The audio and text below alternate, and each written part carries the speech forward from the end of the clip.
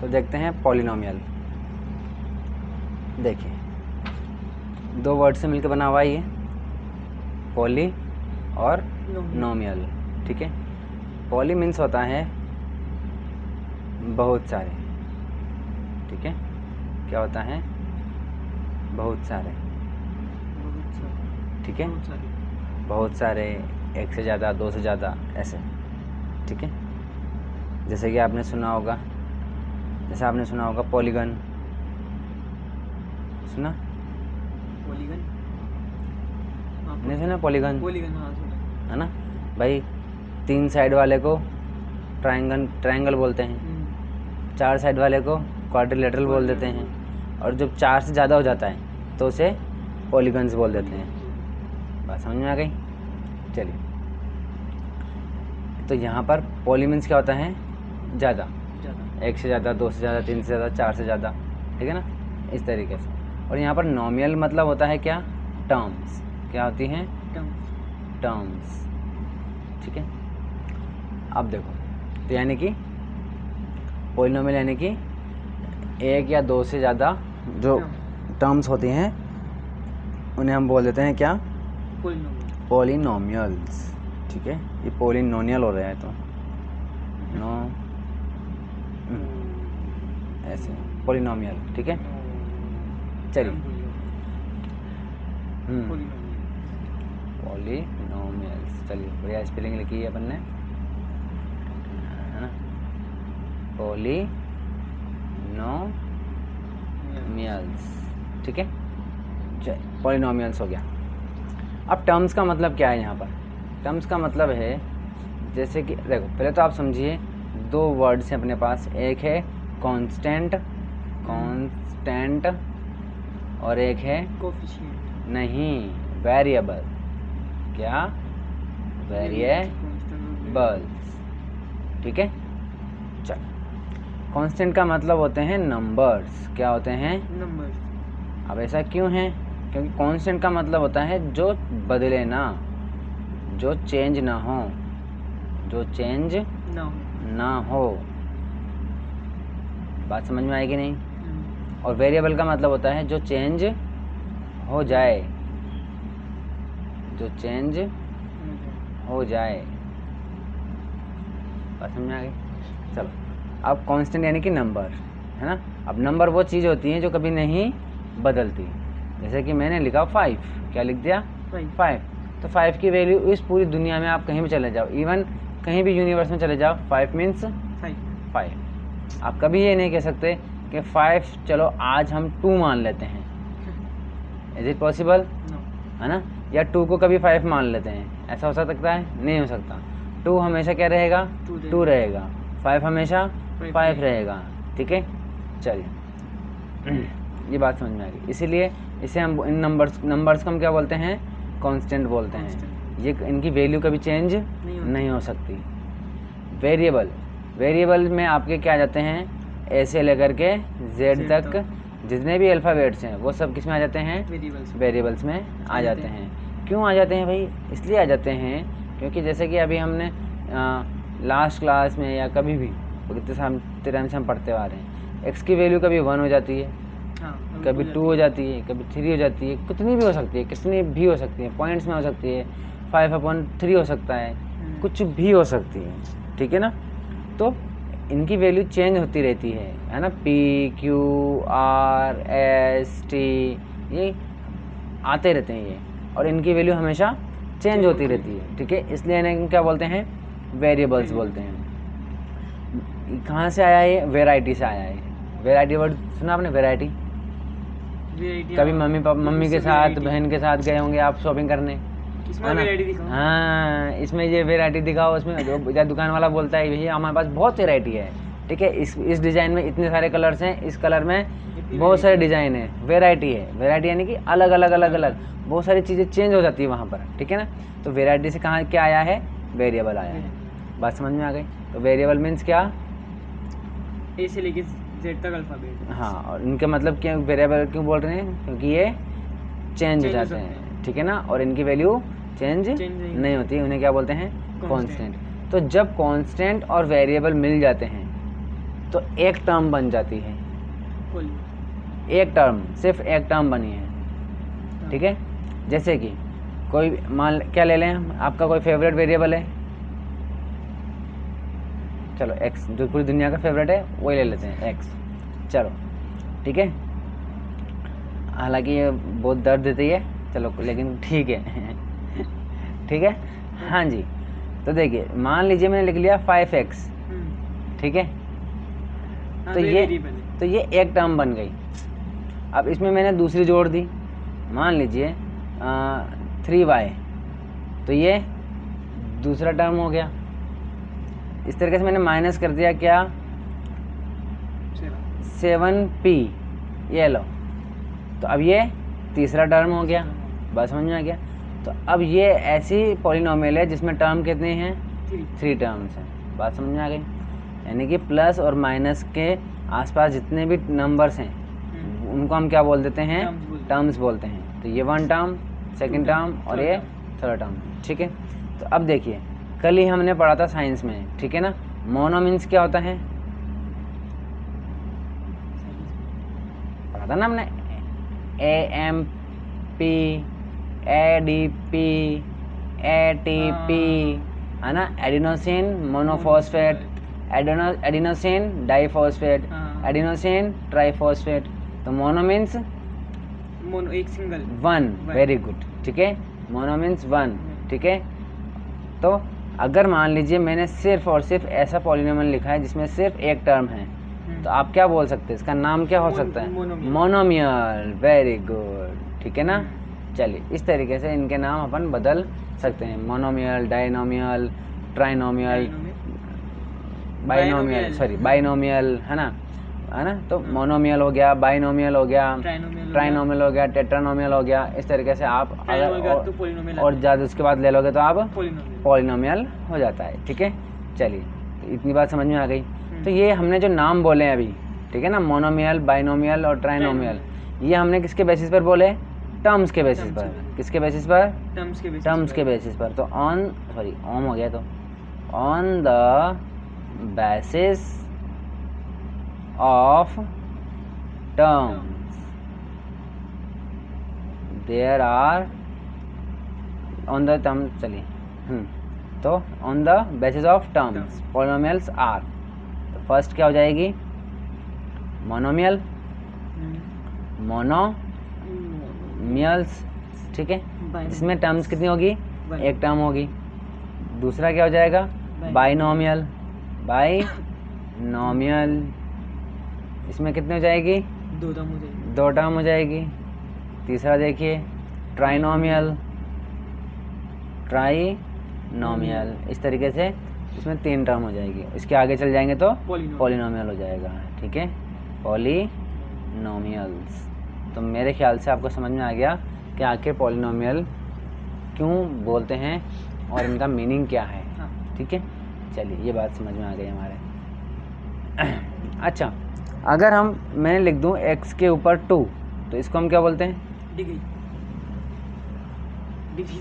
Degree बोलते हैं, शाबाश, है ना, वेरी गुड। और मैं लिख दूं 5 के ऊपर 2, तो 5 का स्क्वायर, ठीक है। हाँ चलिए ठीक है, इधर देखते हैं।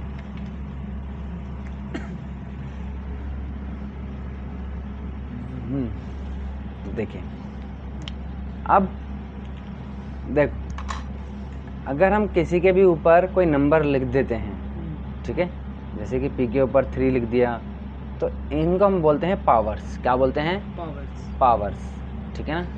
चलिए तो पावर के बेसिस पर, ठीक है, पावर के बेसिस पर ये कितनी हो जाती है, ये भी अपन 3 बोल देते हैं। देखिए अगर पावर, चलिए ठीक है,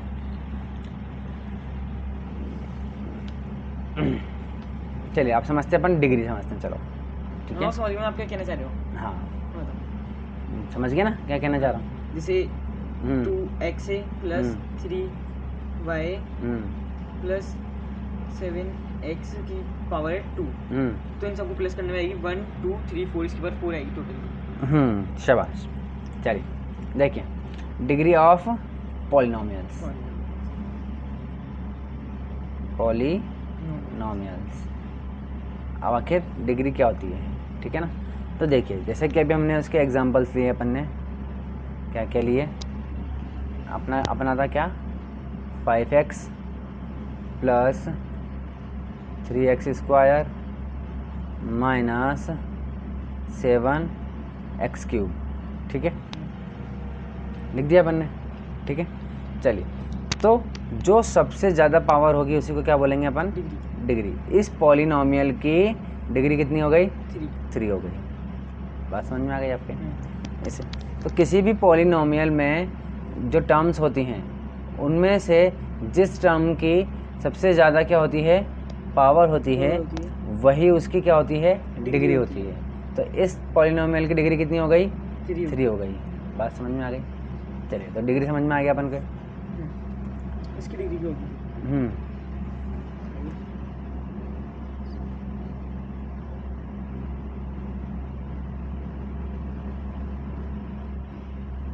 इसकी डिग्री क्या, 5xy स्क्वायर प्लस, हाँ शाबाश। देखो अब यहाँ पर 2 वेरिएबल्स आ गए अपने पास, क्या आ गए, 2 वेरिएबल्स आ गए। तो अब इन वेरिएबल्स की पावर को अपन को ऐड करना पड़ेगा। इसकी पावर कितनी है, 1, इसकी 2, इसकी 1, यहाँ पर 1, तो इन दोनों को मिलाएंगे तो 2 हो गया, और इन दोनों को ऐड करेंगे तो 3 हो गई, ठीक है ना। तो अब इसकी डिग्री कितनी हो गई, 3 हो गई। बात समझ में आ गई। इस तरीके से जब अलग अलग वेरिएबल्स आ गए हमारे पास तो उनको हम ऐड कर देते हैं, ठीक है। चलिए आगे देखिए, तो इसके बेसिस पर अपने पास कितनी हो गई, डिग्री के बेसिस पर भी 3 हो गई। अगर मैंने लिखा 5x प्लस 1, ठीक है, तो अब यहाँ पर वेरिएबल की पावर कितनी है, 1 है। तो अगर पावर या डिग्री 1 है तो उसे हम बोलते हैं क्या, if degree is 1 it is called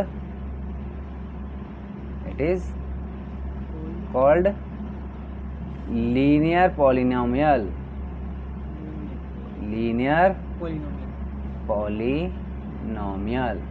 और किसी की डिग्री 0 हो तो, ठीक है, हाँ 0 डिग्री हो, 0 डिग्री का मतलब कोई वेरिएबल ना होना, क्या होता है, ठीक है ना। तो डिग्री 0 होने का मतलब क्या होगा, वेरिएबल नहीं होगा, फिर सिर्फ नंबर ही नंबर होंगे। तो अगर कोई नंबर दे रखा है तो उसकी डिग्री कितनी हो जाएगी, 0 हो जाएगी। कोई नंबर दे रखा है तो ओनली नंबर दे दिया ये लो, ठीक है, अच्छा 0, ये एक नंबर दे दिया तो इसकी डिग्री कितनी, 0। क्यों, क्योंकि कोई भी वेरिएबल लेके आप उसकी पावर कितनी लिख सकते हो, 0, तो डिग्री कितनी, 0, ठीक है। चलिए आगे देखिए, अगर डिग्री कितनी है, 2 है, ठीक है, तो इसे हम क्या कहेंगे,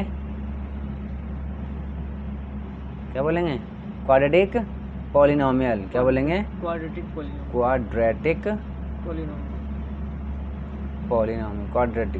क्वाड्रेटिक पॉलिनोमियल, ठीक है। इसी तरीके से अगर क्या हो गई, या 6 ले लो, यहाँ पर कुछ भी ले लो ना, cube plus 3x square plus x minus 1, तो इसकी डिग्री कितनी है, 3 है। तो ऐसे को हम क्या बोलेंगे, क्यूबिक पॉलिनोमियल,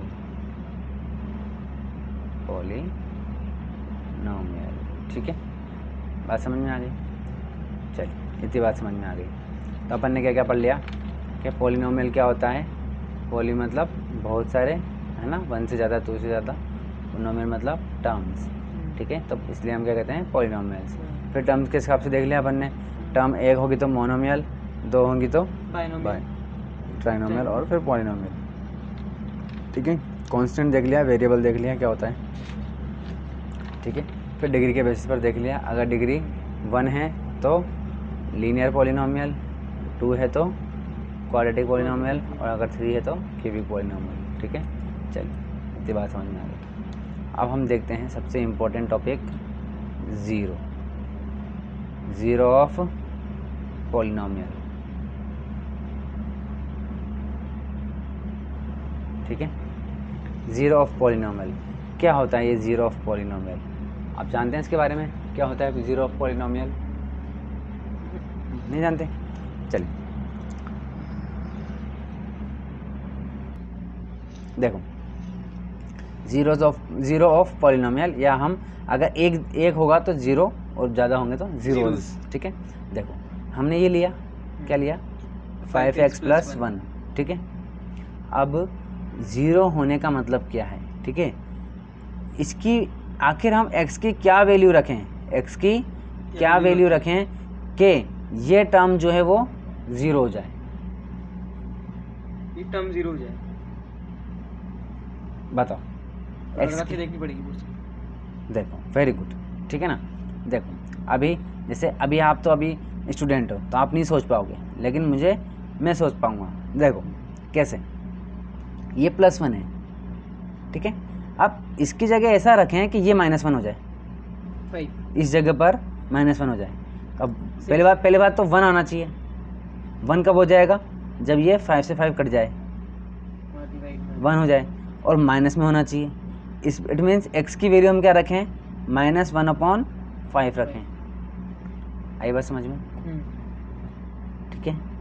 अब देखो ये 5 और ये x + 1 है, x की जगह, हाँ अब x की जगह मैं क्या रख रहा हूँ? -1/5। ये सॉरी ये 5 है, x की जगह क्या रखा? -1/5 और ये +1, ठीक है। अब ये 5 से 5 कट गया, ठीक है, क्या बचा? -1 और ये +1, क्या हो गया? 0 हो गया, ठीक है। अब क्योंकि इसकी वजह से ये टर्म क्या हो गई? 0 हो गई, इसीलिए ये x की ये वाली वैल्यू क्या कहलाती है? ज़ीरोज़ की रहती है, ओनली ये वैल्यू, वो कोई वैल्यू नहीं है। नहीं, और किस वैल्यू से 0 हो गया बताओ? नहीं, अगर ये टर्म ही चेंज होगी तो फिर, हाँ टर्म चेंज हो जाएगी तो फिर वो कहलाएगा 0, ठीक है। जैसे कि मान लो, और कुछ आप कुछ भी बोलो, मन से बोलो कोई भी। 2x very good, 2x + 5 + 5 y, y, अभी y नहीं, ठीक है ना। वो फिर आपका इसके बाद आएगा वो, ठीक है ना। चलो फिलहाल आप ये ले लो, ठीक है ना। चलिए तो अब क्या रखें भाई? अब यहाँ पर ये +5 है, ठीक है। तो हम x की वैल्यू ऐसे रखें कि यहाँ पर -5 बन जाए, ये पूरा क्या बन जाए? -5। कैसे होगा? नहीं बन सकता। बनेगा, क्यों नहीं बनेगा? 100% बनेगा। अब आप सोच पा रहे हो कि आखिर क्या वैल्यू रखें? नहीं सोच पा रहे हो ना? इधर देखो, नहीं सोच पा रहे ना? सिंपल सी बात है, मैं भी नहीं सोच पा रहा, मान लो, हालांकि मैं तो अभी कर दूंगा, लेकिन नहीं सोच पा रहे। तो सिंपल सा क्या है, देखो आखिरकार एट लास्ट क्या आने वाला है? 0 आने वाला है। 0। इसकी वैल्यू क्या आने वाली है? 0 आने वाली है, ठीक है। तो हम स्टार्ट में रख देना भैया, ये लो, आखिरकार 0 आना ही है। स्टार्ट में 0, ये बात तो फिक्स ही है कि हाँ, आखिर, ठीक है। तो ये लो अब, है ना, अब x की वैल्यू फाइंड हो जाएगी। हाँ आराम से जाएगी, ठीक है। अब देखो 2x इक्वल में 5 इधर जाएगा, -5 हो गया, 2 को इधर भेज दो, -5/2 ये आ गई x की वैल्यू। अब ये वो वैल्यू है जिसे अगर आपने यहाँ पुट कर दिया तो ये टर्म क्या हो जाएगी? 0 जाएगी। चेक करें, चलो 2 x की जगह क्या रखेंगे? -5/2 और ये +5, 2 से 2 कट गया, और ये -5 और ये +5, क्या हो गया? 0। अब इतना सोचना ना पड़े, इसीलिए हम इक्वल में क्या कर देते हैं? 0 कर देते हैं। ये लो भाई साहब, अभी निकाल के देता हूँ। हाँ ठीक है ना, कि हाँ वो कह रहे हैं कि भाई 0 फाइंड करो, या x की वैल्यू फाइंड करो, या फिर 0 फाइंड करो। देखो दो चीज़ आती है, दो चीज़ अपन ये वर्ड समझ में आ गया ना। हाँ लेकिन क्वेश्चन कैसे पूछते हैं? x की वैल्यू फाइंड करो या फिर 0 फाइंड करो, ये बोलेंगे आपको। Find the value of x, find the value x से तो कर रहा है, फाइंड द वैल्यू ऑफ, कर रखा है। हाँ बाकी ऐसा है था find the value of x। हाँ find the value of x, या तो ये पूछेगा या फिर पूछेगा 0, फाइंड द 0, ये पूछेगा। दोनों का मीनिंग क्या है? सेम है, एक ही है, क्योंकि x की वैल्यू फाइंड करोगे उससे ये टर्म क्या हो जाएगी? 0 हो जाएगी, और 0 जो फाइंड कर रहे हो इसका मतलब क्या कर रहे हो? x की वैल्यू फाइंड कर रहे हो। समझ में आ गई? नहीं तो अपन यहाँ y आ गए तो तो y वेरिएबल तो चेंज होते रहते हैं ना। हाँ, ये लो ये तो y की वैल्यू हो जाएगी, तभी वो 0 कहलाएगा। तो फिर y की वैल्यू पूछेगा, टर्म देगा। हाँ, समझ में आया कि नहीं? समझ में आया। ठीक है। ये तो 0 पड़ा, अब जीरोस। हाँ 2। अब देखो समझो बात को, ये जो हमने पढ़ा है, अगर लीनियर पॉलिनोमियल है और क्वाड्रेटिक पॉलिनोमियल है और क्यूबिक पॉलिनोमियल है, ठीक है ना। लीनियर का मतलब वैल्यू सॉरी डिग्री कितनी 1। अगर लीनियर पॉलिनोमियल है तो 101% 0 की वैल्यू कितनी आएगी 1, या x की वैल्यू कितनी आएगी 1। 1 का मतलब है एक वैल्यू आएगी चाहे वो कुछ भी हो। समझ में आ गई? हाँ, वैल्यू एक ही आएगी, 2 नहीं आएगी। और अगर पॉलिनोमियल क्या है आपकी क्वाड्रेटिक है तो x की वैल्यू कितनी आएगी 2। इसका मतलब 2 नंबर ऐसे होंगे जिनसे ये टर्म क्या हो जाएगी 0 हो जाएगी। आई बात समझ में? 100%, ये 101% फिक्स है कि क्वाड्रेटिक पॉलिनोमियल में x की वैल्यू हमेशा कितनी आएगी 2 आएगी। x की वैल्यू कितनी आएगी 2। लीनियर में कितनी आएगी 1 आएगी। क्यूबिक में कितनी आएगी 3 आएगी। इसका मतलब क्या हुआ? इसका मतलब ये हुआ कि x की 2 वैल्यू ऐसी होगी जिससे ये टर्म क्या हो जाएगी 0 हो जाएगी। वेरी गुड, बात समझ में आ गई। और यहाँ पर x की वैल्यू 3 ऐसी वैल्यू होगी जिससे ये टर्म कितना हो जाएगा 0 हो जाएगा। बात समझ में आ गई? ठीक है। तो ये वो चीज़ें हैं, ये वो नोट्स हैं, ये वो बातें हैं जिनसे हम अपने ये चेक कर सकते हैं कि अपना क्वेश्चन सही चल रहा है कि गलत चल रहा है। ठीक है, कि अगर लीनियर पॉलिनोमियल दे रखा है और x की वैल्यू 2 निकाल दी हमने, तो हम खुद ये चेक कर सकते हैं। फिर तो आप टीचर को दिखाने की जरूरत ही नहीं है कि हम खुद देख सकते हैं, अरे यार पॉलिनोमियल लीनियर है, x की वैल्यू 2 आ रही है। ठीक है ना, ये पॉसिबल ही नहीं है। क्वाड्रेटिक है, x की वैल्यू सिर्फ 1 ही आ रही है, पॉसिबल ही नहीं है, 2 आएगी। क्यूबिक पॉलिनोमियल है, x की वैल्यू मान लीजिए 1 ही आ रही है, 2 आ रही है, तो वैसे क्वेश्चन गलत है। ठीक है ना, समझ में आया कि नहीं बात? 0 समझ में आया? ठीक है।